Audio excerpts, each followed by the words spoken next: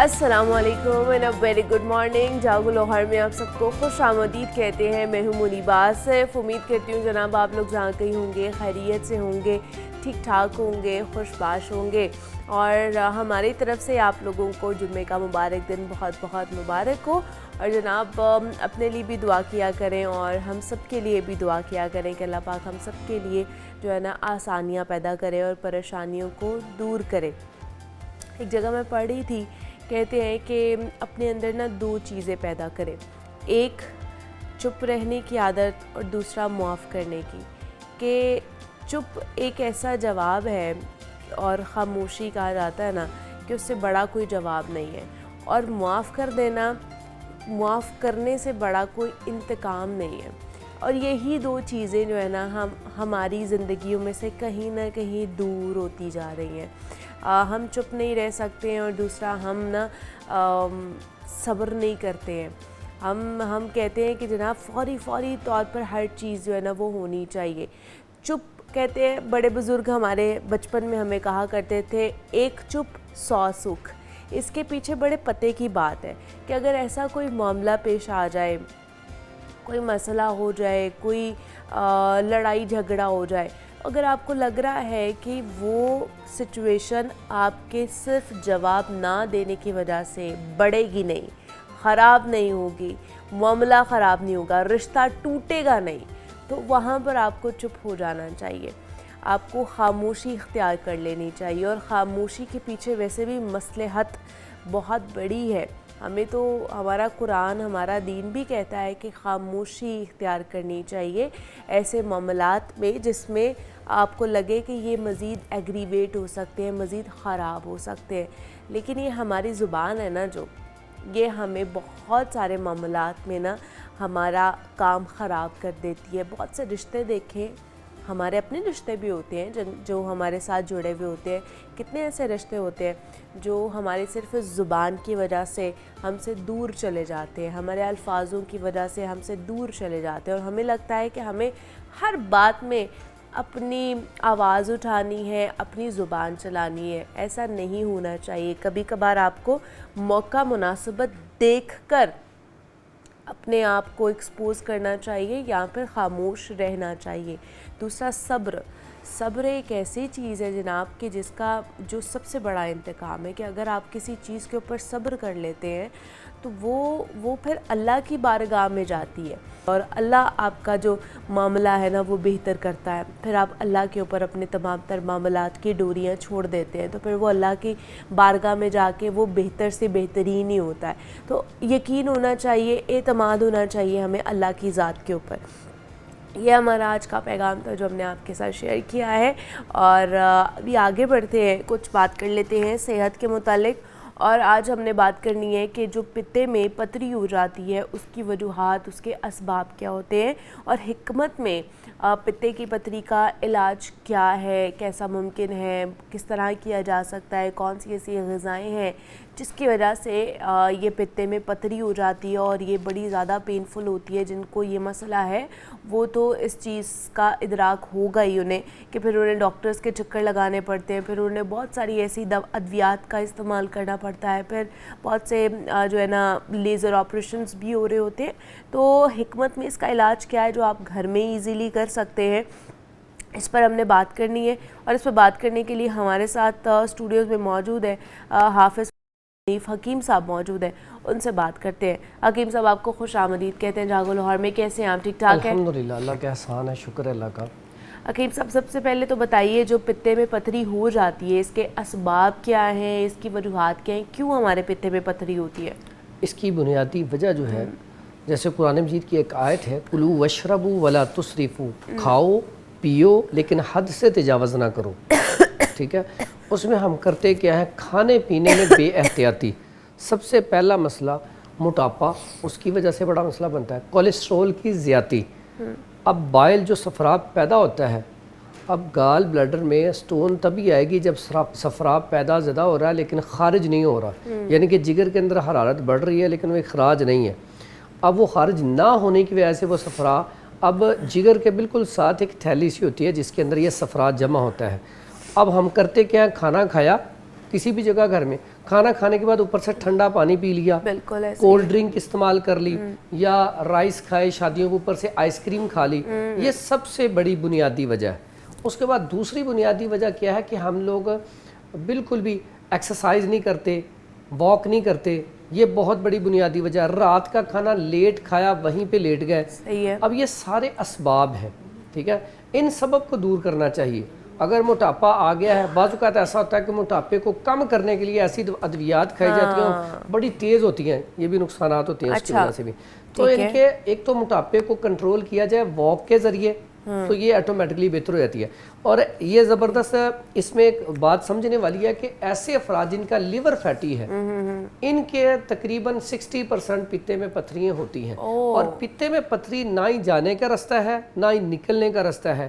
وہاں پہ جو بائل ہوتا ہے, جو صفرا ہوتا ہے, وہی جم جاتا ہے, ٹھیک ہے, تو اس کو ہم نے میلٹ کرنا ہے, ٹھیک ہے. اب ایلوپیتھک میں تو اس کا علاج ہے اس کا آپریٹ ہی, لیکن ہربل میں اس کا بڑا بہترین علاج موجود ہے. چلے علاج کی طرف جانے سے پہلے کالر ہیں حکیم صاحب, وہ لے لیتے ہیں.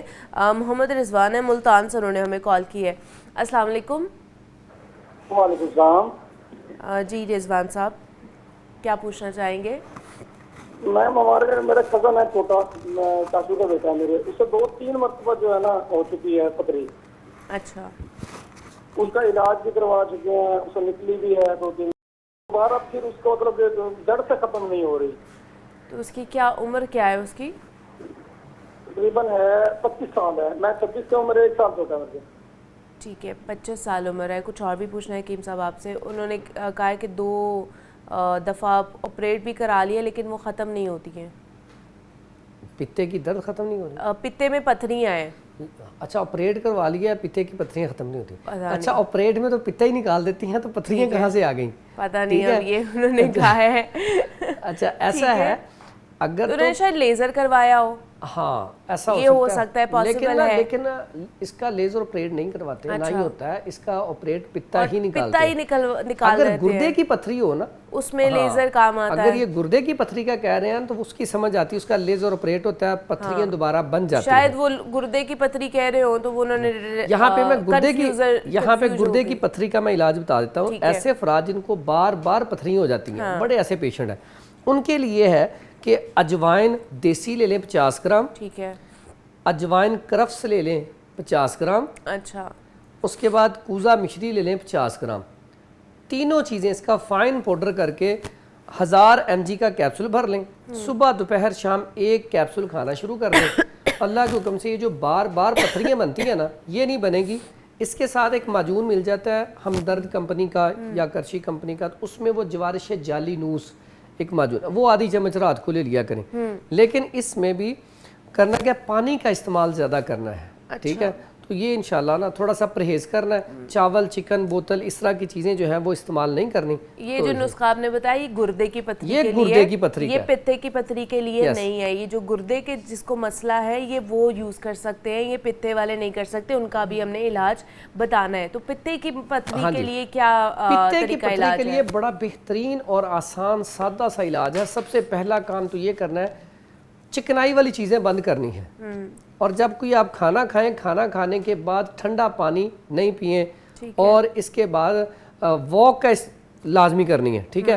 اور اس میں کرنا کیا, ایک تو صبح اٹھتے ہی نیم گرم پانی 1 گلاس لے, اس کے اندر تھوڑا سا شہد اور لیمن ملا لے, ٹھیک ہے, وہ لازمی ایک سپ کر کے نا, وہ چھوٹے چھوٹے سپ لے کے وہ پئیں. اس کے بعد پتے کا جو پیشنٹ ہوتا ہے, اس کے پین یہاں پہ جگر کے بالکل نیچے یہاں پہ پین بہت زیادہ ہوتی ہے. فوری پین کے لیے زیتون آئل لے لیا جائے 1 چمچ, لیمن کا رس لے لیا جائے 1 چمچ, اور شہد لے لیا جائے 1 چمچ. تینوں کو ملا کے اگر یہ صبح شام لیا جائے تو پین تو فوری طور پہ ختم ہو جائے گی, اور یہ میلٹ ہونا شروع ہو جائے گی. ساتھ ہی ساتھ جب درد بہت زیادہ ہو رہی ہے تو فوری طور پہ آپ نے کیا کرنا ہے, لہسن کا تیل آپ نا سرسوں کے لہسن لیں, ایک اس کا وہ لے لیں دیسی لہسن, 1 پیس اس کا لے کے سرسوں کے آئل میں اسے جلا کے رکھ لیں. اچھا, اس کی پوری گٹھی کو کرنا ہے یا جبے کو کرنا ہے؟ پوری گٹھی کو, ٹھیک ہے. اب وہ آپ کے پاس تیل تیار ہو گیا, اس کی آپ نے یہاں پہ آہستہ آہستہ مالش کرنی ہے, بالکل آرام آرام سے. اس کے بعد آپ نے کیا کرنا ہے, اس کے اوپر کوئی کپڑا باندھ دینا ہے, تھوڑی دیر بعد درد غائب ہو جائے گا, ٹھیک ہے. ساتھ آپ نے زیتون آئل, شہد اور لیمن, اس کا جو آپ نے بنایا ہے نا تینوں چیزوں کا مکسچر, یہ چمچ جو ہے نا لینا ہے. یہ ضرور آپ نے لینا ہے. اور اس کے بعد ایک بڑا آسان سا سستا سا نسخہ بتانے لگا ہوں جو بڑا بہترین ہے. ایک تو لیور فیٹی کو کنٹرول کرے گا, اچھا, کولیسٹرول کو کم کرے گا, اوکے, یورک ایسڈ کو کم کرے گا, اور ساتھ ہی ساتھ پتے کی پتھری کو آہستہ آہستہ بالکل ختم کر دے گا.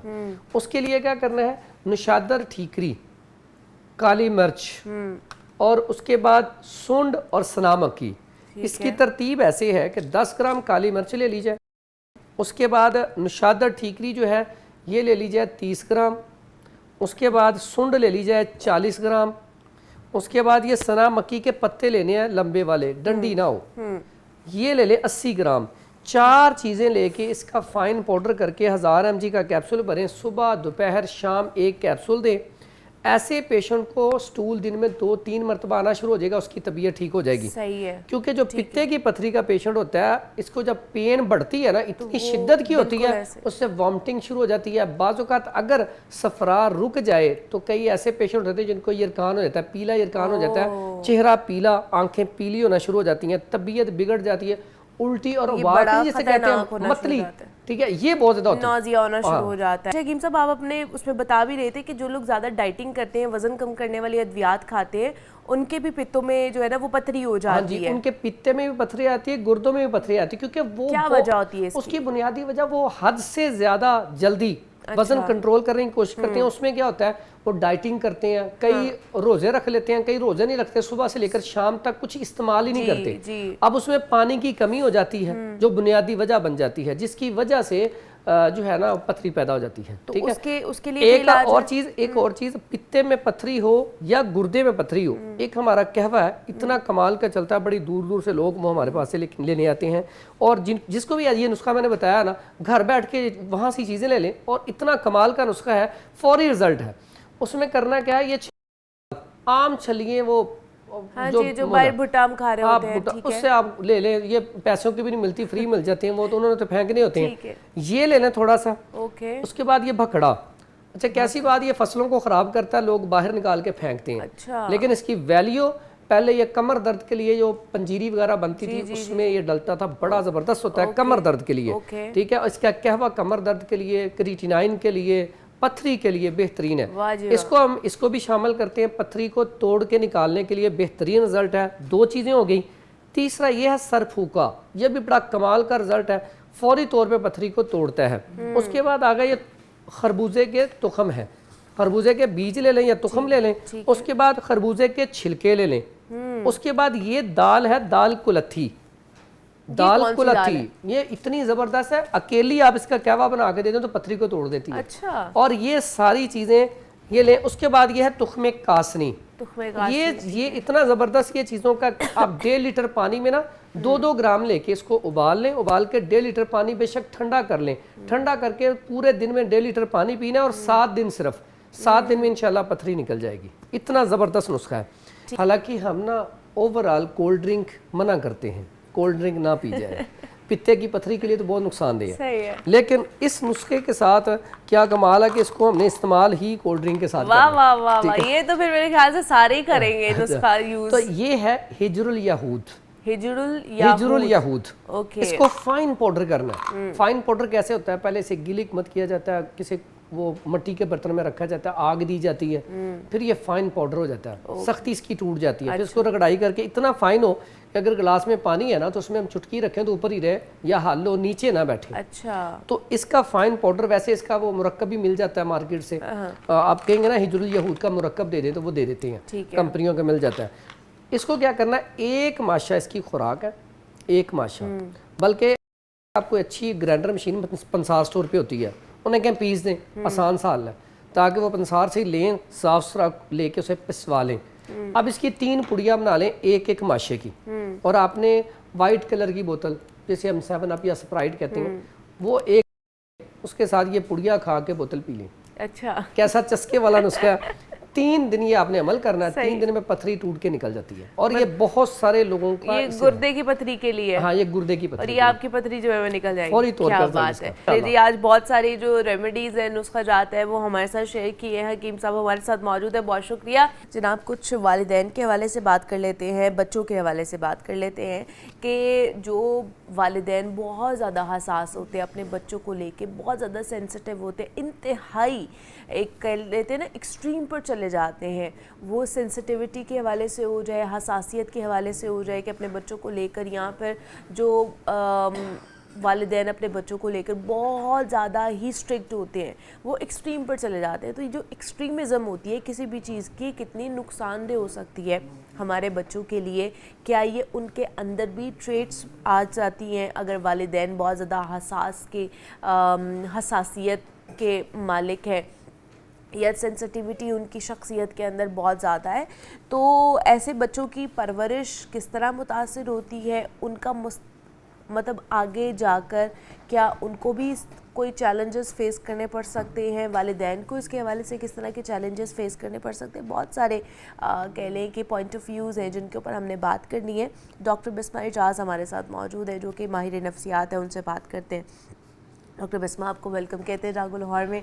कैसी आप? ठीक ठाक है? सॉरी मेरा गला ख़राब है, आवाज़ पता नहीं कैसे होती जा रही है। आज हमने वालिदैन के हवाले से और बच्चों के हवाले से, दोनों के हवाले से बात करनी है। सबसे पहले तो बताइए, जो बच्चे वालिदैन इंतहाई हसास तबीयत के मालिक होते हैं, उनके बच्चों के ऊपर जो परवरिश के ऊपर कोई असर होता है वैसे माँ बाप की हसासियत का? मुनीबा, माँ बाप का हर तरह से हर फेस में और हर तरह की पर्सनालिटी ट्रेट कैरी करते हुए बच्चों पे इक्वली इफ़ेक्ट होता है। ओके। क्योंकि बच्चे जो हैं उनके लिए जो प्राइम मॉडल होता है वो पेरेंट्स होते हैं। वो बचपन से लेके जैसे जैसे ग्रो करते हैं वो अपने माँ बाप को ही देखते हैं। लड़कियां जो हैं वो ज़्यादा अपनी माँओं को आइडियलाइज़ करती हैं, लड़के जो हैं वो ज़्यादा अपने बाप को आइडियलाइज़ करते हैं। और ये जो अर्ली चाइल्डहुड होता है, ये पहले 10-12 साल, इसमें तो ज़ाहिर है उनको या अपने पेरेंट्स नज़र आ रहे होते हैं या फिर उनको स्कूल में अपने टीचर्स मिलते हैं। तो यही 2 मीडियम है जिनका उनकी पर्सनैलिटी पे बहुत ज़्यादा इफ़ेक्ट होता है। अब अगर पेरेंट्स की पर्सनैलिटी की ट्रेट्स की बात करें तो आपने हसासियत की बात की। अब पेरेंट्स जो हसास तबीयत के होते हैं, यानी इमोशनल डिसरेगुलेशन का शिकार होते हैं या उनकी सेंसिटिविटी का बहुत हाई होता है, डेफिनेटली बच्चे जो हैं वही मॉडल देखते हैं तो वो वही चीज़ लर्न करते हैं। जैसे अगर माँ जो है वो किसी छोटी सी बात के ऊपर अपसेट हो रही है और एक कोने में बैठ के रो रही है, तो बच्चा या बच्ची उसको देखेगा तो वो यही समझेगा कि कोई बहुत बड़ा डिज़ास्टर हो गया जिसकी वजह से माँ जो है वो रो रही है। और बच्चे का माँ को रोते हुए देखना जो है वो इटसेल्फ एक बहुत बड़ा प्रॉब्लम होता है। इसी तरह से बाप जो है अगर वो हसास तबीयत का है और वो छोटी सी बात के ऊपर माँ से झगड़ा शुरू कर देता है, तो बच्चे ये भी देखते हैं कि इट इज़ नॉर्मल कि छोटी सी चीज़ के ऊपर आप रिएक्शन शो कर सकते हो। तो डेफिनेटली सेंसिटिव नेचर पेरेंट्स की जो है वो ज़रूर बच्चों के बिहेवियर में वक्त के साथ साथ नज़र आनी शुरू हो जाती है। अच्छा, सेंसिटिव नेचर ये भी हो सकती है, एक तो आपने बड़ा अच्छा एलेबोरेट किया कि ये है, क्या ये भी चीज़ें हो सकती है कि माँ बाप बच्चों को लेकर बहुत ज़्यादा सेंसिटिव होते हैं? हाँ मेरे बच्चे को कुछ हो ना जाए, बाहर जाएगा, गिर जाएगा, नज़र लग जाएगी, कोई ऐसी चीज़ ना खा ले, कोई ये भी हसासियत होती है ना, माँ बाप इस वाले से भी बहुत ज़्यादा इसको कहते हैं सेंसिटिव ओवर होते हैं। प्रोटेक्टिव नेचर होना बच्चे की तरफ। अब माँ बाप जो हैं वो आमतौर पे ज़्यादातर ईस्टर्न कंट्रीज़, यानी माशरा जो हमारा है या हमारी जो ममालिक हैं, एशिया हो गया या यहाँ पे हो गया, यहाँ पे माएँ जो हैं वो बहुत ही ज़्यादा ओवर प्रोटेक्टिव होती हैं बच्चों की तरफ। जैसे भी आपने कहा कि बच्चे को नज़र ना लग जाए, बच्चा बाहर जाएगा चलते चलते गिर जाएगा, मतलब बच्चा शायद उस चीज़ को फोर्स भी नहीं कर रहा होता, माँ जो है वो अपनी ओवर प्रोटेक्टिव नेचर की वजह से पहले से ये स्पेकुलेट कर लेती है कि ये होगा। और फिर अगर खुदा न खास्ता कोइंसिडेंटली ऐसा हो जाए तो माँ के जो बिलीव्स हैं वो और ज़्यादा स्ट्रॉन्ग हो जाते हैं कि मैंने कहा था ना कि ये ऐसा ही होगा।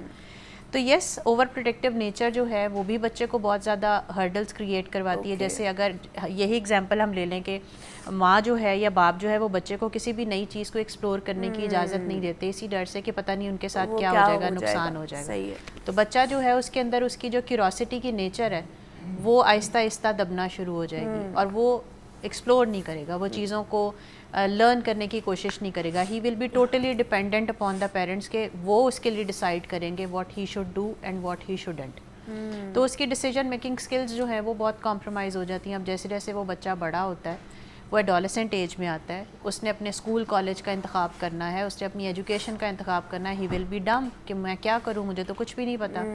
پھر اگر جو ہے وہ کسی یونیورسٹی میں یا کالج میں داخلہ لے لیتا ہے تو اپنے پیئرز میں اس کو جو ہے یہ پرابلم فیس کرنی پڑتی ہے. دوست جو ہیں وہ کسی بھی چیز کا پلان کریں گے, بچہ جو ہے وہ آئسولیٹ ہو کے بیٹھا ہوگا کہ میں کیا کروں. تو جیسے جیسے لائف کے ڈفرینٹ ٹرانزیشنز آتے ہیں, بچہ جو ہے اس کی بہت ساری سکلز جو ہیں وہ کمپرومائز ہونا شروع ہو جاتی ہے. اچھا, یہ حساسیت جو ہے یہ والدین کی, یہ کیا بچے کو ٹریٹس میں یا انہیریٹنٹ بھی ہو سکتی ہے, وراثت میں مل سکتی ہے کہ نہیں مل سکتی ہے؟ ایک کیریکٹرسٹک ہے جس کو ہم سائیکولوجیکلی بھی اور میرا خیال ہے میڈیکلی بھی ڈاکٹرز جو ہیں وہ اس سے ایگری کریں گے کہ ہیریڈیٹی یعنی وراثت جو ہے وہ آف سپرنگز میں یعنی بڑوں سے بچوں میں ضرور ٹرانسمٹ ہوتی ہے. ہم کہتے ہیں کہ چہرہ جو ہے وہ ماں باپ سے ملتا ہے, آنکھیں ملتی ہیں, نین نقش ملتے ہیں, قد کاٹ ملتا ہے, آواز ملتی ہے, یہ تو فزیکل ٹریٹس ہوگی, لیکن سائیکولوجیکل ٹریٹس بھی ٹریول کرتی ہیں پیرنٹس سے. اسی لیے جب ہمارے پاس کوئی بھی کلائنٹ آتا ہے اور وہ کسی بھی پرابلم کے ساتھ آتا ہے تو ہم اس کی پہلے جو پیرنٹل ہسٹری ہے وہ لازمی لیتے ہیں کہ آپ کے پیرنٹس میں کسی کو اس طرح کا کوئی سائیکولوجیکل ایشو پہلے رہا ہے یا آپ کی فیملی میں یہ چیز اسٹریٹ رن کرتی ہوئی آ رہی ہے, تاکہ ہمیں یہ پتا ہو کہ اس کی بیسس جو ہیں وہ کوئی جینیٹک ان نیچر تو نہیں ہے, یعنی وراثتی طور پہ اس میں ٹرانزیشن ہو کے تو نہیں آئی ہے. سو ڈیفینیٹلی پیرنٹس میں کوئی بھی سائیکولوجیکل یا فزیکل ٹریٹ ہوگی وہ بچوں میں لازمی اس کے چانسز ہوتے ہیں کہ وہ ٹریٹ ٹریول کرتی ہے, وہ ٹریول کر سکتی ہے, وہ بچے کے ڈی این اے میں آ سکتی ہے وہ آگے جا کے. تو یہ پھر یہ اگر معاملہ اس طرح ہے, والدین کے اندر اتنی حساسیت پائی جاتی ہے تو والدین کو بھی تو چیلنجز فیس کرنے پڑتے ہوں گے نا. پھر ایسے تو نہیں صرف بچوں کو فیس کرنے پڑتے, بچے جیسے جیسے بڑے ہوتے ہیں وہ تو کرتے, والدین کو پھر اس ٹائم آف پیریڈ میں کس طرح کے چیلنجز فیس کرنے پڑتے ہیں؟ سب سے پہلا جو ایک چیلنج ہے جو ان کے لیے it's the most disastrous pain, that is lack of peace. ان کو سکون نہیں ہوتا, constantly over thinking, constantly they are thinking about different options. اور ہمیشہ آپ یہ بھی دیکھو گے منیبہ کہ ان کے آپشنز یا جو بھی چیز کے بارے میں وہ سوچیں گے وہ زیادہ تر نیگیٹو ان نیچر ہوں گے. وہ کبھی بھی یہ نہیں سوچیں گے کہ ہاں اس کا یہ حل بھی ہو سکتا ہے. تو ان کی جو ڈائریکشن ہوتی ہے نا انکلینیشن تھاٹ کی, وہ ہمیشہ ڈائریکشن نیگیٹو کی طرف جاتی ہے. ایک کالر ہے ایبٹ آباد سے, انہوں نے کال کیا فجر نے. السلام علیکم. وعلیکم السلام. السلام علیکم. وعلیکم وعلیکم السلام. السلام. کیسی ہے منیبہ, ٹھیک ہیں آپ؟ میں ٹھیک ہوں, آپ کیسی ہیں؟ میں بھی ٹھیک ٹھاک ہوں. ڈاکٹر صاحب کو میری طرف سے بہت بہت سلام. وعلیکم السلام. کیا کہنا چاہیں گی؟ اچھا ڈاکٹر صاحب, میں آپ سے یہ پوچھنا چاہ رہی ہوں کہ جو بچے اس طرح سے حساس ہوتے ہیں, جن کی طبیعت بہت زیادہ حساس ہوتی ہے, ان کی تربیت میں جو ہے نا کن باتوں کا بہت زیادہ خیال رکھنا چاہیے, کن باتوں سے جو ہے نا رکنا چاہیے, اوائڈ کرنا چاہیے, اور مطلب ان سے اگر کوئی بات منوانی ہے کسی تعلیم کے حوالے سے یا اور کسی حوالے سے, تو پھر اس کا تھوڑا سا طریقہ کار کیا ہونا چاہیے, ذرا یہ بتا دیں. چلیں جی, بہت شکریہ فجر صاحب. بہت اچھا سوال انہوں نے کیا ہے, اور I know she could be the parent جو واقعی ان کو شاید کوئی پرابلم ایسی فیس کرنی پڑتی ہے, and she is here to seek help. ہم سب سے کم جو کرتے ہیں نا بچوں کے ساتھ منیبہ, وہ ہے communication. We try to impose ourselves and our decisions on our kids. Even کہ وہ 20 سال کا بھی ہوگا نا بچہ, تو ہم یہی کہیں گے تم نے باہر جانا ہے تو یو شوڈ ویئر دس مطلب ڈریس, تم ایسے تیار ہو جاؤ. بھائی 20 سال کا بچہ ہے, مطلب ایڈلٹ ہے, وہ اپنے ان کاموں کے لیے خود ڈیسیجن لے سکتا ہے. پھر آپ اس کے ساتھ, ہم بیسکلی بات چیت نہیں کرتے ہیں. ہمیشہ پیرنٹس کو چاہیے کہ ایج اپروپریٹ بچوں کے ساتھ بیٹھ کے سٹنگ کریں, اور سٹینڈرڈس یا جو ایک پرنسپلز ہیں اپنے گھر کے اور بچوں کی لائف کے اور اپنی لائف کے, وہ ڈٹرمن کریں اور اس کو سیٹ کریں. ٹیبل ٹاک ہونی چاہیے, سارے پیرنٹس جو ہیں سارے بچوں کے ساتھ بیٹھیں. چھوٹے بچوں کے رولز جو ہیں وہ کہ آپ نے اپنا موبائل کتنی دیر کے لیے استعمال کرنا ہے, آپ اس سے زیادہ نہیں کریں گے. اگر بڑا بچہ ہے تو اس کی ڈیسیجن میکنگ میں ہیلپ کہ اچھا تم بتاؤ تم کس چیز میں انٹرسٹڈ ہو. فار ایگزامپل ابھی تعلیم کی انہوں نے بات کیا, بچے سے پوچھیں کہ وہ کیا کرنا چاہتے ہیں, اور اس سے ریلیٹڈ ان سے کمیونیکیٹ کریں. ان سے پوچھیں اچھا تم نے اس پہ ہوم ورک کیا ہوا تو لیٹس ڈسکس کہ وہ کیا ہے. بچہ جب آپ کو بتائے گا تو وہ خود بھی ریئلائز کرے گا کہ ویئر آئی ایم اسٹینڈنگ. تو میرا خیال ہے open communication is very important for emotionally sensitive کہ آپ بچے کے ساتھ کمیونیکیٹ کریں, اس کے بارے میں اس سے پوچھیں, اپنے بارے میں بتائیں, چیزوں کو ریلیٹ کرنے کی کوشش کیا کریں. یہ بڑا ضروری ہے بچے کے ساتھ. ڈاکٹر بسمہ اجاز ہمارے ساتھ موجود تھی, ماہر نفسیات ہے. Doctor Bisma thank you so مچ, آپ آئیں اس کے اوپر بات کی. بریک لیتے ہیں, ملتے ہیں اس بریک کے بعد.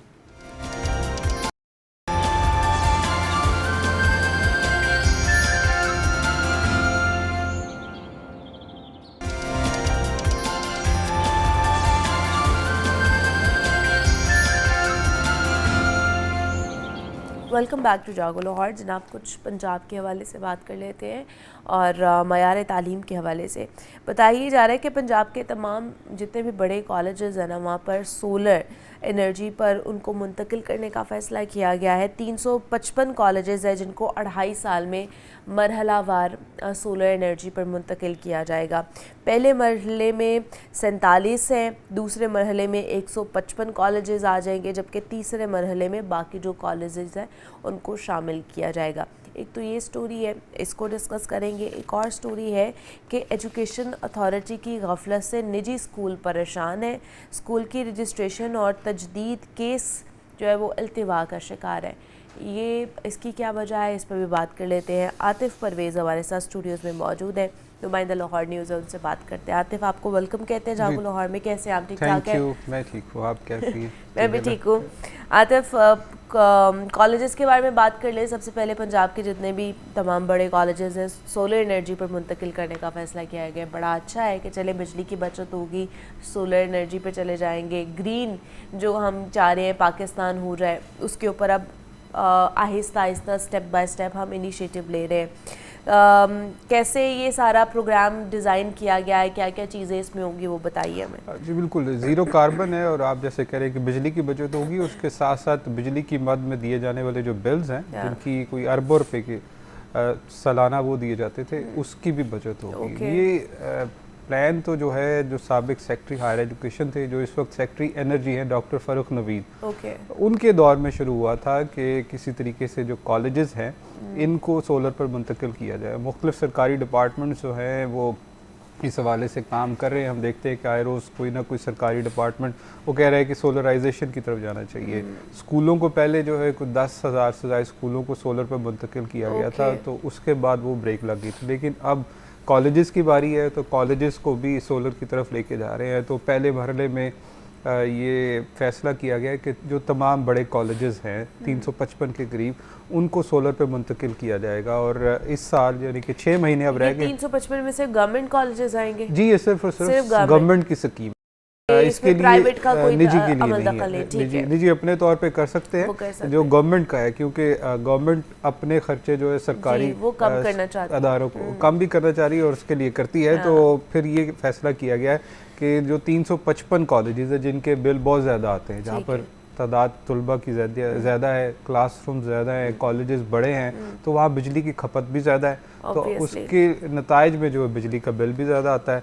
तो इस 6 महीने में जो कि अब बाकी रह गए हैं इस माली साल के, उसमें कुछ 47 के करीब जो कॉलेजेस हैं उनको सोलर पर मुंतकिल किया जाएगा। जो अगला साल है माली साल, उसमें 155, उससे अगले साल में जो बाकी रह जाने वाले जो उनको कर दिया जाएगा। तो इसके ऊपर अब हायर एजुकेशन और महकमा एनर्जी में आने वाले दिनों में MOU साइन होगा और इसके पैसे जो हैं वो हुकूमत पे करेगी। अच्छा। और इसके साथ साथ ये भी कहा है कि जो दिन के औकात में बिजली इस्तेमाल ज़्यादातर सुबह में या दोपहर में होती है, वो कॉलेजेस से इस्तेमाल होगी और उसके बाद जो बिजली पैदा होगी वो नेशनल ग्रिड में जाएगी और उसके पैसे गवर्नमेंट को आएंगे। ठीक है। सुबह का जो बिजली का बिल है वो कॉलेजेस का बच गया और जो अब एक्सेस हो गई बिजली वो नेशनल ग्रिड में जाएगी, हो गई है, बाकी वो नेशनल ग्रिड में जाएगी और उसके पैसे जो है वो गवर्नमेंट ऑफ पंजाब को आएंगे। तो इसके जो पैसे हैं वो भी हुकूमत ही देगी। और हायर एजुकेशन डिपार्टमेंट के हुकाम का कहना है कि ये जो सोलर मंसूबा है, जैसे हमने देखा है बहुत सारे डिपार्टमेंट्स में, कि 2 से 3 साल में अपनी लागत जो है वो पूरी कर लेता है। तो लागत पूरी होने के बाद बिजली के बिल की मद में जो बिल आते थे वो ख़त्म हो जाएंगे।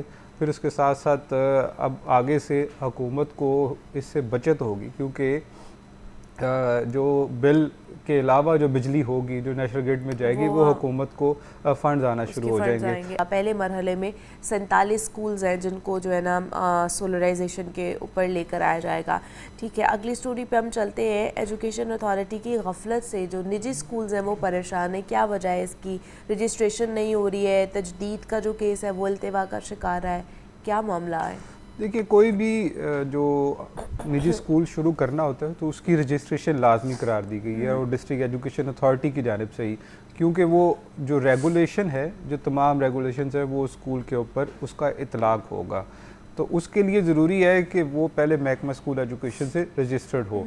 تو یہ کچھ 1400 کیسز ہیں ڈسٹرکٹ ایجوکیشن اتھارٹی لاہور میں جو کئی سالوں سے, کچھ زیادہ تر کیسز جو ہے وہ کئی مہینوں سے ان کی جو رجسٹریشن کے کیسز التوا کا شکار ہیں. اب اس میں جو اسکولوں سے بات ہوئی, اسکولوں کی انتظامیہ سے, وہ کہتے ہیں جی کہ سی او ایجوکیشن اتھارٹی لاہور جو ہے ان کی اپروول کی ضرورت ہے, اور وہ اپروول نہ ہونے کی وجہ سے یہ اسکولوں کی رجسٹریشن کوئی 2 سال کے لیے رجسٹریشن ہوتی ہے, پھر اس کے بعد تجدید کے کیس آتے ہیں کہ اگلی رجسٹریشن ہو, تاکہ جو تمام رولز اور ریگولیشن ان اسکولوں پر ان کا اطلاق ہو. ڈسٹرکٹ ایجوکیشن اتھارٹی جو ہے وہ ان کو جا کر چیک کرتی رہے کہ وہاں پر جو تمام قواعد و ضوابط ہیں ان کو فالو بھی کیا جا رہا ہے کہ نہیں کیا جا رہا.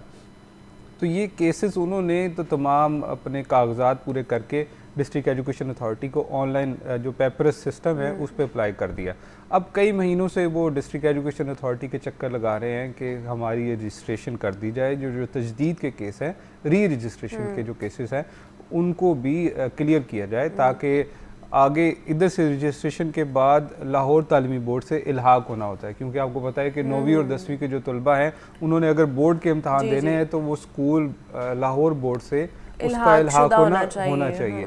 اب یہ رجسٹریشن کے بعد الحاق کا معاملہ آنا ہے, تو بہت سارے اسکول ایسے ہیں جو رجسٹریشن کی وجہ سے اگلے مرحلے سے جو ہے کی طرف نہیں جا پا رہے.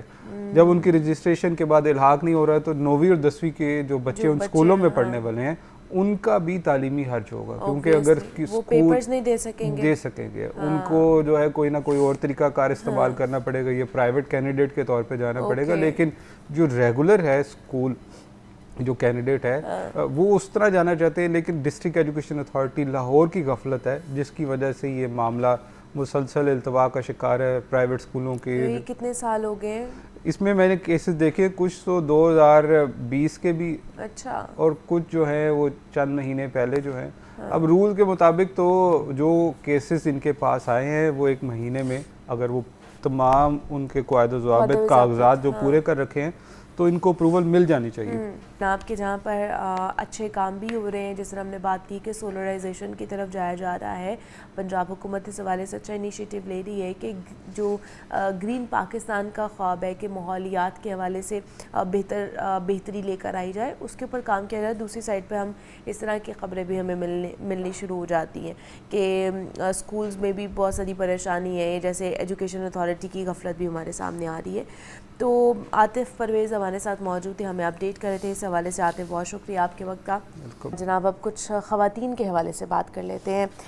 40 سال سے اوپر یا پھر کہہ لیں کہ 50 سال سے اوپر, پہلے کہا جاتا تھا نا کہ ماہواری رک جاتی ہے, اور وہ پہلے 60 سال 70 سال ہوتا تھا. اب یہ پیچھے آتے جائے, جس کو عام الفاظ میں مینوپاز کہا جاتا ہے, جس میں آپ کی جو ماہواری ہے وہ رک جاتی ہے, اور اس کی وجہ سے بہت ساری پرابلمز ہیں وہ ہمیں فیس کرنی پڑ رہی ہوتی ہیں. ہماری خواتین کو, ہماری ماؤں کو جو اس مرحلے سے گزر رہی ہوتی ہیں, وہ ہارمونل امبیلنس کی وجہ سے بھی ہے, وہ بہت ساری اور ہیلتھ سے ریلیٹڈ بھی چینجز انہیں فیل کر رہی ہوتی ہیں. وہ پینفل بھی ہو سکتی ہیں, وہ ایموشنل انسٹیبلٹی کی وجہ سے بھی ہو سکتی ہیں. بہت کچھ ہوتا ہے جو اس میں ہمیں فیس کرنا پڑتا ہے. تو کل ہی جناب ایک سمپوزیم کا انعقاد کیا گیا تھا پاکستان میں پہلی بار, bio identical hormone replacement therapy, اور اس کا انعقاد کیا گیا. اس میں جو ہے وہ چیئرمین دنیا میڈیا گروپ میاں عامر صاحب نے وہاں پر جو ہے نا شرکت کی. پھر اس کے علاوہ ایگزیکٹو ڈائریکٹر تھے پنجاب گروپ سہیل افضل صاحب, اور ساتھ ہی ساتھ ڈاکٹر شبانہ مفتی صاحبہ نے بھی وہاں پر شرکت کی تھی. وہ ہمارے پلیٹ فارم پر بھی کئی مرتبہ آ چکی ہیں, اور خاص طور پر اس جو فیلڈ کی ماہر ہیں وہ, اور ساتھ ہی ساتھ وہ یہ پہلی خاتون ہیں جو کہ پاکستان میں اس چیز کو لانچ کر رہی ہیں, ریپلیسمنٹ تھیراپی لے کر آئی ہیں تاکہ خواتین تک یہ اویئرنیس پہنچائی جا سکے. اور دوسرا انہوں نے یہ کتاب بھی آپ لوگوں کے لیے, ہم لوگوں کے لیے لکھی ہے, اور وہ بھی اردو میں لکھی ہے انہوں نے, تاکہ آپ لوگوں کو پتہ چل سکے جب آپ پڑھیں کہ اس میں کیا کیا چیزیں موجود ہیں آپ کے ہیلتھ سے ریلیٹڈ, اور آپ ان کے تمام تر سلیوشن بھی اس کے اندر سے لے سکتے ہیں.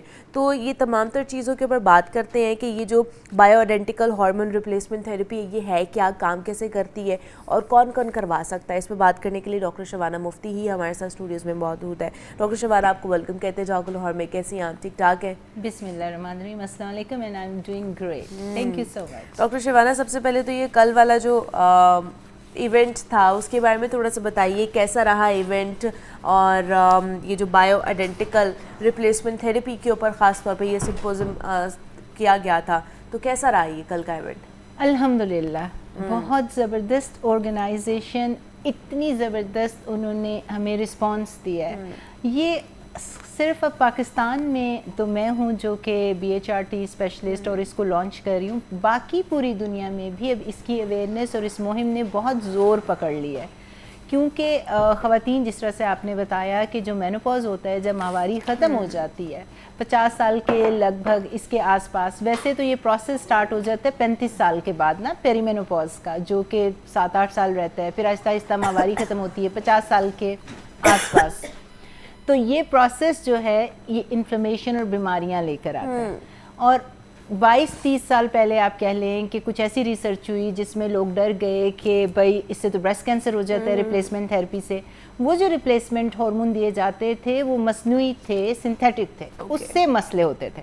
اس کی وجہ سے ہمارے جو میڈیکل سکولز ہیں اس کی کتابوں میں, اس کے نصاب میں یہ نہیں آیا, اور ڈاکٹرز کا اس کے علاج سے ختم ہو گیا. تو 20-30 سال کا جو گیپ آیا اس میں خواتین بہت میزریبل, بہت انہوں نے تکالیف برداشت کی, کیونکہ جو مینوپاز ہے وہ خالی ماہواری ختم ہونے کا نام نہیں ہے, وہ ایجنگ کا, انفلیمیشن کا, سوزش کا, بیماریوں کا سبب بنتا ہے. اب کچھ لوگوں نے یہ کہنا شروع کر دیا یہ تو نیچرل ہوتا ہے, قدرتی طور پہ ہوتا ہے, تو اس کی وجہ سے ہماری دادی نانی کو بھی تو ہوا تھا, تو ہم کیوں ہارمونس نے. سائنس نے ترقی کر لی ہوئی ہے. سائنس نے آپ کو ایک پلین دیا ہے نا, جہاز میں بیٹھ کے چلے جاؤ. آپ کو اگر کینسر ہوتا ہے آپ کینسر کا علاج کرتے ہو, تھائرائڈ کا بیماری ہوتی ہے تھائرائڈ کو ریپلیس کرتے ہو. آنکھوں میں جو آپ کو کیٹریکٹ ہو جاتا ہے موتیے کا علاج نہیں کرتے, اینک نہیں لگاتے آپ بیمار تو نہیں رہتے نا. پہلے زمانے میں لائف ایکسپیکٹنسی عورتوں کی کم تھی, 45 تھی. اچھا, اس کے بعد اگر آپ 100 یا 200 سال پہلے چلے جاؤ, اگر کوئی کہتا ہے جی ہماری دادی نانی تو بہت صحت مند تھیں, بہت, بھئی ایک تو ان کا لائف سٹائل بہتر تھا, دوسرا بہت چیدہ ایسے لوگ تھے جو لمبا عرصے تک زندہ رہتے تھے. زیادہ تر مٹرنل موٹیلٹی, بچہ پیدا کرتے فوت ہو جاتے تھے, یا تمام عورتیں صرف 30-40, آپ کہہ لو کہ 34 تھی 200 سال پہلے, پھر اس کے بعد 44 ہو گیا. انفیکشن, ایپیڈیمک, وباؤں کی وجہ سے مر جاتے تھے. اب خواتین لائف ایکسپیکٹنسی اتنی زیادہ ہے, 30-40 سال مینوپاز میں رہتی ہیں. اور وہ جو مینوپاز میں رہتی ہیں اس میں ماہواری ختم ہونا, سمٹمز آنا کہ مجھے بہت گرمی لگ رہی ہے, میرے موڈ سوئنگز ہیں, انگزائٹی, ڈپریشن, جوڑوں میں درد, یہ ساری چیزیں ہوتی ہیں. بال گرنا شروع ہو جاتے ہیں, اسکن آپ کی جو ہے سیگی ہو جاتی ہیں, جھریاں آنا شروع ہو جاتی ہیں. یہ تو ٹھیک ہے, لیکن جو اندر کی بیماری ہے, ہڈیوں کا کھوکھلا پن, فریکچر ہو جانا, ہارٹ ڈیزیز, دل کا دورہ, سٹروک ہو جانا, اس کے ساتھ یادداشت چلے جانا 65 سال میں, 60 سال میں, یہ آہستہ آہستہ شروع ہو جاتا ہے 40 سال میں, جس کا خمیازہ آپ بھگتتے ہیں 65 سال میں. تو اس کا علاج کیا ہے؟ Bio identical hormone replacement therapy. Bio identical کیا ہوتا ہے؟ جو قدرتی ہم نے پلانٹ بیسڈ ہارمونز بنائے ہوئے ہیں, سیم مولیکیول ہے جو کہ خاتون ایک جو 20 سال کی بچی ہوتی ہے اس کے اندر پیدا ہو رہا ہوتا ہے. تو وہی والا ہارمون اب لیب میں بالکل سیم مولیکیول بنا کے آپ کو جب مینوپاز ہو جاتا ہے یا اس سے تھوڑا عرصہ پہلے ڈاکٹر کی کنسلٹیشن کے بعد آپ وہ ہارمونز دیتے ہیں تاکہ آپ انفلیمیشن کو روکیں, کینسر کو روکیں. ایکچولی یہ بریسٹ کینسر کے خطرے کو کم کرتے ہیں. ایسے بھی لوگ ہوتے ہیں نا جیسے کویکری بہت زیادہ ہے, ان کے پاس چلے جاتے ہیں, وہ اپنی جو ہے نا وہ دوائیاں دے دیتے ہیں, اس کی وجہ سے آپ کا جو مسئلہ ہے وہ اور زیادہ بڑھ جاتا ہے کم ہونے کے بجائے. ایک بات میں یہاں پہ کلیئر کر دوں, کیونکہ جب میں یہ ایک پورا bio identical hormone replacement therapy کا مشن لے کر آئی ہوں پاکستان میں, تو ایک تھوڑی سی ریزسٹنس مجھے ملی کہ بھائی یہ آپ لے کر آئے ہو تو اس کا تو یہ خطرہ ہے, وہ خطرہ ہے, یہ نیچرل پروسیس ہے, ہمارا ڈاکٹر تو ڈسمس کر دیتا ہے. کہ ہمیں یہ لگا کہ جیسے کوئی بڑی نئی چیز ہے. ایک تو یہ بایو آئیڈینٹیکل نئی چیز نہیں ہے, باہر کے ملکوں میں ہو رہی ہے, ہاں بہت زیادہ کریکلم میں نہیں تھی, اس کی وجہ سے میڈیکل ہماری ٹریننگ میں نہیں تھا. تو مجھے خود بھی BHRT اسپیشلسٹ 5 سال پہلے میں بنی, اس سے پہلے میں ایک ٹریڈیشنل OB-GYN 20 سال پریکٹس کرتی رہی ہوں, ہسٹریکٹمیز کی, پیلوک سرجری کی, پیسے کمائے سارے. تو جب یہ نالج آیا تو میں نے اپنے آفس کو تھوڑا پیچھے رکھا, پیسوں کو ذرا پیچھے رکھا, پھر میں نے سوچا کہ مجھے یہ سیکھنا ہے کیونکہ یہ وہ چیز ہے جو عورتوں کے اندر ایک امپیکٹ پیدا کرتی ہے. جب میں یہ پاکستان لے کر آئی تو میں یہ ڈاکٹرز کو جو ریزسٹنس مجھے ملی, کوئی انسیکیورٹی کی ضرورت نہیں, یہ سمجھنے کی ضرورت نہیں کہ ہمیں نہیں پتا, یہ کسی کو بھی نہیں پتا تھا. یہ پوری دنیا میں جو ہے ابھی 5-6 سال پہلے جو ایک ویو آئی ہے ہمیں ایفرٹ کرنی پڑے گی پیشنیٹلی اس کو سیکھنے کے لیے. تو مجھے شروع میں کچھ گائنیکالوجسٹ, ہم تھوڑے ایروگنٹ لوگ بھی ہوتے ہیں, ہم سرجن ہوتے ہیں, تو ہمیں ایک ایگو بھی ہوتی ہے, وینٹی بھی ہوتی ہے, تو میرے میں بھی بہت زیادہ ہے کیونکہ میں بھی سرجن ہوں اور میں گائنیکالوجسٹ ہوں. تو میں آئی کین ٹوٹلی انڈرسٹینڈ جب کوئی مجھے آ کے کہتا ہے او نہیں جی ہم تو 25 سال سے پریکٹس کر رہے ہیں تو یہ کیا چیز آپ بات, ہارمون تو کینسر کرتے. تو میں ان کو یہ کہتی ہوں میں بھی بالکل ایسے پریکٹس کر رہی تھی, ہم بالکل ڈفرینٹ نہیں ہیں, دے آر گریٹ ڈاکٹرز. لیکن اب ٹائم آ گیا ہے جو ہم اپنا ذہن وسیع کریں, open to the new science. اور اب ہمارا یہ فرض ہے کہ یہ نئی ایجوکیشن, نئی تعلیم, اویئرنیس جب پیشنٹ ہمارے پاس آئے اس سے ڈسکس کریں, اسے چھپائے نہ کچھ بھی, اور وہ ساری چیزیں آپ کو اس میں مل سکتی ہیں. تو ذرا یہ ہمیں بتائیے, کل اس کی لانچنگ تھی تو یہ آپ نے کیوں سوچا کہ یہ میں نے لکھنی, اور دوسرا اردو میں لکھنی ہے آپ نے کہ جی ہر عورت تک یہ پہنچ سکے, کیا اس کے پیچھے کا گول تھا آپ کا؟ جی الحمدللہ, سب سے پہلے تو اللہ نے مجھے یہ عزت دی, پھر مجھے تھوڑی سی عقل دی اور مجھے اس قابل بنایا ہے کہ میں یہ کچھ کر سکوں. جب میں پاکستان میں کام کر رہی تھی تو میں نے ساری ریسرچ کی, 2 سال لگے مجھے اس بک کو پبلش کرنے میں اور اس کے کانسیپٹ کو یہ ریالٹی میں لانے میں. 2 سال جو میں نے تحقیق کی کہ پورے پاکستان میں مینوپاز کے اوپر اردو میں, بلکہ انگلش میں تو کریکولم اور ڈاکٹرز کے لیے چیزیں ہیں, لیکن ایک عام عوام, عام پبلک کے لیے کچھ بھی نہیں ہے. یہ وہ ٹاپک ہے جو ڈسکس ہی نہیں ہوتا. اور جب ہماری خواتین بیچاری 40 کے بعد لڑ رہی ہوتی ہے, موڈ سوئنگز آ رہے ہوتے ہیں, ہمارے ہسبینڈ ان کو کہہ دیتے ہیں یہ تو چڑچڑی ہو گئی ہے, اس طرح کی چھوٹی چھوٹی باتیں ڈیورسز کا باعث بنتی ہیں, ریلیشن شپ خراب ہونے شروع ہو جاتے ہیں, انگزائٹی ڈپریشن سمجھ رہی ہوتی ہیں. تو مجھے لگا کہ یہ چھوٹی چھوٹی باتیں بھی نہیں پتہ, تو اس کو میں عام عوام کے لیے اردو لینگویج میں لکھتی ہوں تاکہ ایک گھر میں بیٹھنے والی جو نیٹ فلکس دیکھ رہی ہے, ڈرامہ دیکھ رہی ہے, تھوڑا سا سیکھنے, سمجھنے, پڑھنے کا رواج ہوگا, واپس بک کو پڑھیں گے. اور میں نے اس میں پکچرز ڈالی ہیں, پکچرز اگر آپ کو پکچر سے بڑا کچھ سمجھ آ جاتا ہے, بہت ساری ویژول ہے نا بالکل. اور دوسرا اس کی جو فنیشنگ ہے, اس کی جو کہہ لیں کتاب کا جو یہ کاغذ ہے اتنا پریمیم ہے کہ پتہ چل رہا ہے کہ اتنی محنت سے, اور دوسرا جس طرح اندر وہ سارا لکھا گیا ہے, دل اس کے اندر ڈالا ہے اور وہ پتہ چل رہا ہے, بالکل پتہ چل رہا ہے. اور ساتھ ہی ساتھ جو ہے نا اس کے اندر یہ ساری پکچرز کے ساتھ آپ کو انفارمیشن جو ہے نا وہ بھی ملے گی, یہ دیکھ سکتے ہیں آپ. اور اس میں نے ٹریٹمنٹ بتایا ہے کہ ساتھ سارا ٹریٹمنٹ بھی ہے, ساتھ ساتھ یہ پکچرز بھی ہے کہ آپ کس طرح کیا کر سکتے ہیں, کیا ہونی چاہیے ساری چیزیں. اور میرا جو کانٹینٹ ہے نا وہ نیچے گرتا ہے. میں آپ کو تھوڑی سی ایک بات اور بتانا چاہوں گی, کیونکہ بہت دیسی ایک ہمارا, میں خود دیسی پنجابی عورت ہوں, کہ بھائی ہم نے تو لینا ہی نہیں ہے, آپ جو مرضی کر لیں. ابھی میں آپ کو اویئرنیس دیتی ہوں, میرے کو زبردستی نہیں ٹھونسنا, میں آپ کو صرف سائنس بتاتی ہوں. ڈاکٹر شبانہ مفتی ہمارے ساتھ موجود تھی. ڈاکٹر صاحبہ تھینک یو سو مچ کہ آپ آئی, اس کے اوپر بات کی ہے, بڑا اچھا لگا آپ سے مل کر, اور یہ بھی ضرور ہم پڑھیں گے اور بتائیں گے آپ کو کہ اس کا کیا فیڈ بیک ہے. بریک لیتے ہیں, ملتے ہیں اس بریک کے بعد.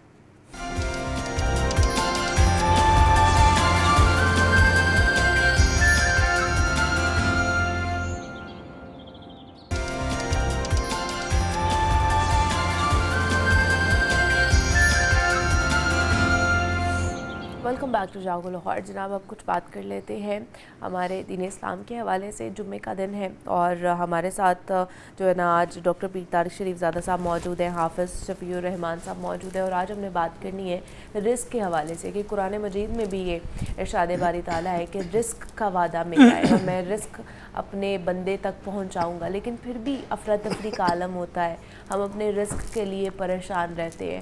ہمارے گھر مہمان آ جاتا ہے تو ہم پریشان ہو جاتے ہیں. ہم ایک وقت کی روٹی کھاتے ہیں نا تو دوسرے وقت کے رزق کے لیے ہم پریشان ہو جاتے ہیں, کل ہمیں ملے گا نہیں ملے گا, اگلے ٹائم ہمیں ملے گا کہ نہیں ملے گا. جب اس رب نے ہمارے ساتھ وعدہ کر دیا ہے, اپنے ہاتھ میں یہ چیز رکھی ہوئی ہے, تو پھر انسان پریشان کیوں ہے؟ کیا ایسی وجوہات ہیں کہ ایسے طریقہ کار ہے جس میں ہم اپنے رزق میں مزید کہہ لیں کہ کشادگی لے کر آ سکتے ہیں؟ ایسے اصول جو ہے اسلامی اصول, ان کے اوپر بات کریں گے. پھر ایسے انسان کے کون سے عمل ہیں جن کے تحت ہمارے رزق میں تنگی آ جاتی ہے؟ یہ بھی بہت سے لوگ کہتے ہیں نا کہ ہمارے رزق سے برکت اٹھ گئی ہے, تنگی آ گئی ہے, کشادگی نہیں رہی ہے. ایسے کیا کیا چیزیں, ان تمام تر چیزوں پہ بات کرنی ہے ہم نے. ڈاکٹر صاحب آپ کو خوش آمدید کہتے ہیں جاگو لاہور میں, اور حافظ شفیع الرحمان صاحب بھی ہمارے ساتھ موجود ہے, آپ کو بھی حافظ صاحب خوش آمدید کہتے ہیں. پیر صاحب آپ ہی سے بات کروں گی, رزق کا وعدہ اللہ تعالیٰ نے کیا ہوا ہے, وہ چیز اللہ نے اپنے ہاتھ میں رکھی ہے، پھر بھی انسان پریشان کیوں ہے، پھر بھی انسان رزق کے بارے میں جو ہے نا وہ یہ وہم کرتا ہے، گمان کرتا ہے کہ پتہ نہیں ملے گا کہ نہیں ملے گا۔ بسم رب محمد کریم علیہ الصلوۃ والتسلیم۔ سب سے پہلے تو یاداوری کا شکریہ، اور یہ جو عنوان آج آپ نے منتخب کیا ہے، میں یہ سمجھتا ہوں کم و بیش ہر گھر کے اندر یہ کسی نہ کسی انداز میں زیر بحث آتا ہے۔ اس کا سبب یہ ہے کہ رزق ایک ایسا بنیادی زندگی کا تقاضا ہے کہ کوئی شخص امیر ہو، غریب ہو، زیادہ عمر کا ہو، کم عمر کا ہو، کہیں نہ کہیں کسی نہ کسی انداز میں اس کی زندگی کا ایک نمایاں عنوان جو ہے وہ رزق اور رزق کے ساتھ وابستہ مسائل اور اس کا تقاضا جو ہے وہ زندگی کا حصہ ہوا کرتا ہے۔ قرآن حکیم اور خود سرکار دو عالم صلی اللہ علیہ وسلم کی زندگی جو ہے اس سے بھی ہم تک یہ خبر پہنچتی ہے کہ پروردگار عالم جو ہے وہ انسانی زندگی کے اندر رزق کی اہمیت کو خود اجاگر کرتا ہوا نظر آتا ہے، اور رسول اللہ صلی اللہ علیہ وسلم سے ہم تک یہ بات پہنچتی ہے کہ یہ جو رزق کا معاملہ ہے یہ پروردگار عالم نے براہ راست اپنے دست قدرت کے اندر رکھا ہے، اور یقیناً جو ہم تک پہنچتا ہے رزق کی شکل میں اس سب کا بنیادی اکلوتا وسیلہ اور ذریعہ جو ہے وہ پروردگار عالم کی ذات ہے۔ اللہ رب العزت کے علاوہ اور کوئی کسی بھی انداز میں آپ کے نہ رزق کو بڑھا سکتا ہے نہ گھٹا سکتا ہے، خالصتاً یہ اللہ رب العزت کے اپنے دست قدرت کے اندر جو چند معاملات ہیں ان کے اندر ان میں سے ایک معاملہ ہے جو اللہ نے خاص اپنے ساتھ کر رکھا ہے۔ اب یہاں ایک بڑی اہم بات یہ ہے، ابھی آپ نے بھی اپنے سرنامہ کلام میں جو رزق کا حوالہ دیا، اور عمومی تاثر بھی معاشرے کے اندر یہ پایا جاتا ہے کہ رزق سے مراد صرف کھانا پینا اور زندگی کی جو ظاہری تقاضے ہیں ان کو پورا کرنا، اس سے مراد رزق ہے۔ حالانکہ جب ہم قرآن حکیم کی تلاوت کرتے ہیں تو ہمیں یہ اندازہ ہوتا ہے کہ رزق جو ہے وہ بنیادی طور پر اللہ کی ساری نعمتوں کا نام ہے۔ کریم صلی اللہ علیہ وسلم کی جو دعا کا حصہ یہ ہے کہ ربنا آتنا فی الدنیا حسنہ، حضور نے پہلے دنیا کی جو حسنات ہیں ان کو طلب کیا ہے اور پھر آخرت کے حسنات کو، اور دنیا کے حسنات میں سے ایک بہت نمایاں جو خیر ہے، جو خوبی ہے، وہ رزق کی شکل میں ہم تک پہنچتی ہے، ہم تک پہنچتی ہے۔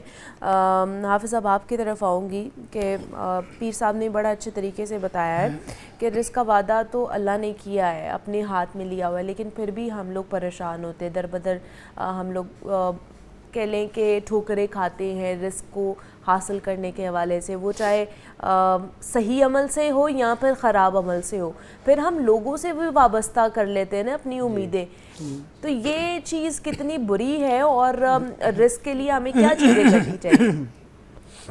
بسم اللہ الرحمن الرحیم۔ سب سے پہلی بات یہ ہے کہ آدمی رازق اور رزاق اپنے بزنس کو نہ سمجھے، اپنی جاب کو نہ سمجھے، اپنے باس کو نہ سمجھے، ٹھیک ہے، اپنی جو تعلیم ہے، اپنا ہنر فن ہے، اس کو رزق نہ سمجھے۔ ٹھیک ہے، جس کا رزق کے متعلق سب سے پہلا کنسپٹ کلیئر ہوگا تو اس کو رزق نہ صرف رزق آئے گا بلکہ رزق برسے گا۔ سبحان اللہ۔ وہ کیا ہے؟ رازق میرا اللہ ہے، میری جاب نہیں ہے، بے شک، رازق میرا بزنس نہیں ہے، میرا اللہ ہے۔ اور یہی قرآن مجید نے تصور دیا ہے، فرمایا وَمَا مِن دَابَّةٍ فِي الْأَرْضِ إِلَّا عَلَى اللَّهِ رِزْقُهَا إِنَّ اللَّهُ هُوَ الرَّزَّاقُ ذُو الْقُوَّةِ الْمَتِينُ وَاللَّهُ خَيْرُ الرَّازِقِينَ۔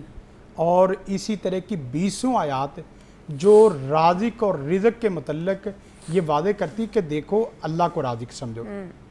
حتیٰ کہ ایک نشئی کی بات جو ہمارے سامنے معروف لطیفے کے طور پہ آتی، اس نے روٹی کی بات کی تو کہا کہ دیکھیں مجھے تو نشہ کھلا دے پلا دے، رزق کا وعدہ میرے رب نے میرے سے کیا ہے، وہ مجھے لازمی دے گا، لیکن نشے کا وعدہ میرے رب نے میرے سے نہیں کیا۔ صحیح ہے۔ آپ یقین کریں رزق میں جو آدمی صدقے مقال اور رزق حلال، اچھا، ان دو چیزوں کا اہتمام کر لیتا ہے، وہ ظاہری طور پہ باوقار انسان بن جاتا ہے اور باطنی طور پہ ایک روحانی انسان بن جاتا ہے۔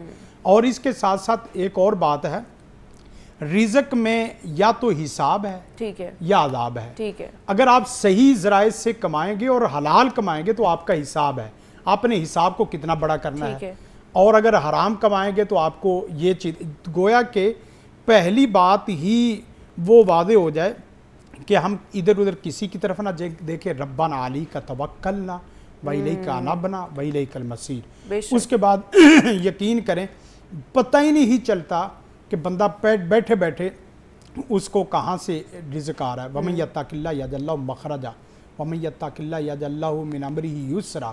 اور اسی طرح وَلَوْ أَنَّ أَهْلَ الْقُرَىٰ آمَنُوا وَاتَّقُوا لَفَتَحْنَا عَلَيْهِمْ، حتیٰ کہ ایک صاحب وہ دیکھتا ہے کہ میں نے صرف ایک، مجھے کل ہی واقعہ ایک سنا رہا تھے صاحب نا، کہنے لگے کہ افسر میں نے اپنی بیوی کو دیکھا اور وہ اس کا مطلب یہ تھا کہ اس کو رزق مل رہا ہے لیکن پھل نہیں مل رہے.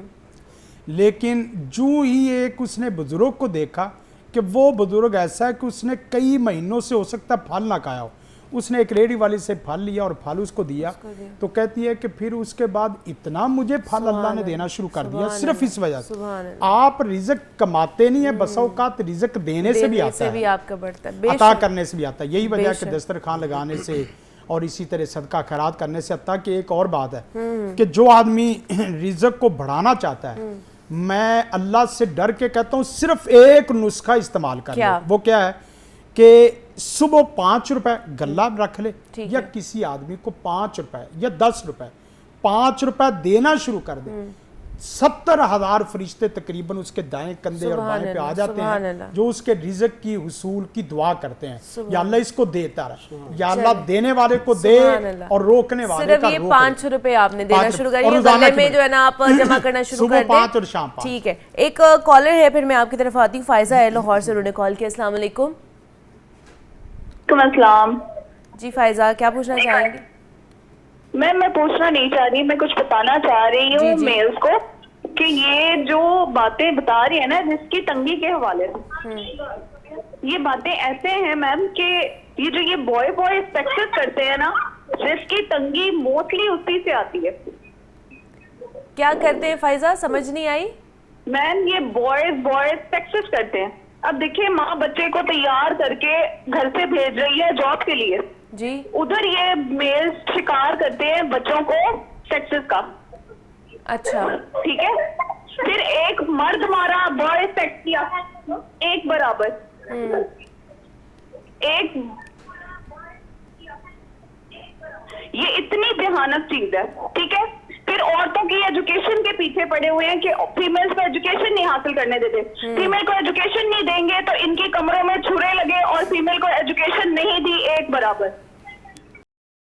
جی ٹھیک ہے فائزہ, بہت شکریہ آپ نے ہمیں کال کی اور اس کے اوپر بات کی. ہاں یہ دیکھیں ایک بات تو یہ ہے کہ خام خواہ کسی کے اوپر الزام لگانا کوئی بات نہیں ہے. ٹھیک ہے, آپ ہمارے اداروں میں دیکھیں, ہمارے اداروں میں دنیاوی میں دینی تعلیم بھی ہے, بچوں کی بھی ہے, بچیوں کی بھی ہے. میں نے مدرسے کی بھی تعلیم کی ہے اور میں نے ڈاکٹریٹ کی بھی ڈگری کی ہے, اور ہم بچیوں کے ساتھ بھی بیٹھ کے پڑھتے. یہ ایسا ویسا مسئلہ نہیں ہے. اصل مسئلہ یہ ہے کہ آپ اللہ کی نافرمانی نہ کریں. اصل مسئلہ یہ ہے کہ آپ کو ایجوکیشن میں یا اس طرح آپ جہاں اللہ رسول کی نافرمانی کریں گے وہاں مسئلہ آئے گا, وہاں شروع ہو جائے گا. اور پھر مسئلہ تعلیم کا میں نے آپ کو بتایا نا, نہ مسئلہ تعلیم کا نہ مولوی کا ہے. اس وقت بچے آپ دیکھیں پڑھ رہے ہیں تو ان کو سپیکنگ پاور نہیں ہے, ان کا زبان و بیان نہیں ہے, ان کی تحقیق و تالیف نہیں ہے, ان کی قلم نہیں ہے, ان کے اندر کوئی لائف سکیل نہیں ہے. ان کو بزنس کرتا تو اس کو بزنس کے اصول نہ زمینی آتے ہیں نہ آسمانی آتے ہیں, تو اس کے بعد کیسے اس کے گھر میں بزنس گھر میں رزق ہے. تو یہ دونوں چیزوں کو دیکھیں. ہاں, کسی کے اوپر الزام لگانے سے بہتر ہے کہ بندہ کچھ چیزیں کو دیکھے, خود ہی اس کے بارے میں ایکسپلور کر لے. اچھا پیر صاحب, ایسے لوگوں کا اسی وجہ سے رزق کم ہوتا ہے. پیر صاحب آپ سے بات کرنا چاہوں گی, کہتے ہیں کہ جس گھر میں عورت کما رہی ہے, جو عورت کے انڈر چل رہا ہے, وہ اس کی کمائی میں برکت نہیں ہے.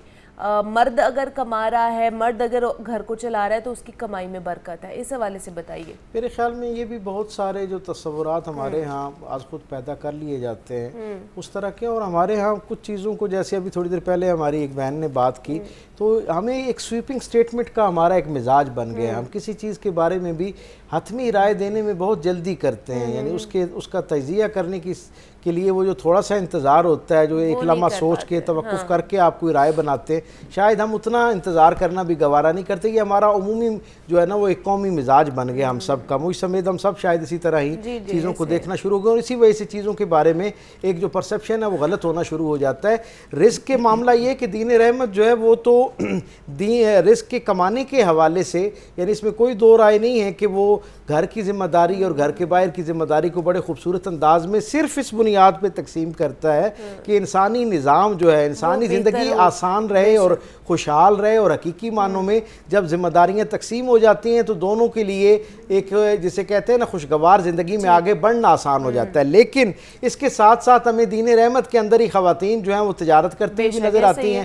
خود محسنہ اسلام سیدہ خدیجہ الکبریٰ سلام اللہ علیہ کی کتنی بڑی معروف مثال ہے، لیکن ہم دیکھتے ہیں کہ اس کے اندر بھی جب کار نبوت کا سلسلہ شروع ہوتا ہے اور یہ عظیم الشان لافانی ذمہ داری سرکار ختمی مرتبت براہ راست جب اس کا آغاز کرتے ہیں تو پھر اس گھرانے کی کل وقتی توجہ جو ہے وہ اس بڑے مقصد کے لیے ہو جاتی ہے۔ سو اس سے ہمیں یہ پتہ چلتا ہے کہ گھر کے اندر کے جو معاملات کی ذمہ داری ہے یقیناً وہ خواتین کے ساتھ وابستہ ہے، اور جو باہر کی ذمہ داری ہے، نان و نفقہ ہے، مال اسباب کا مہیا کرنا ہے، وہ مرد کی ذمہ داری کی شامل ہے۔ پتہ ہے کیا، گھر کی عورت کو وزیر داخلہ بنا لو اور مرد کو وزیر خارجہ بنا لو۔ کیا بات ہے، سبحان اللہ، بہت ہی خوبصورت آج کا ہمارا کہہ لیں کہ ڈسکشن رہی ہے۔ ڈاکٹر پیر طارق شریف سادہ صاحب ہمارے ساتھ موجود ہیں، حافظ شفیع الرحمان صاحب ہمارے ساتھ موجود ہیں، بہت شکریہ آپ دونوں کا۔ رزق کے بارے میں ہم بات کر رہے تھے، مجھے اجازت دیجیے، اپنا خیال رکھیے گا، اللہ حافظ۔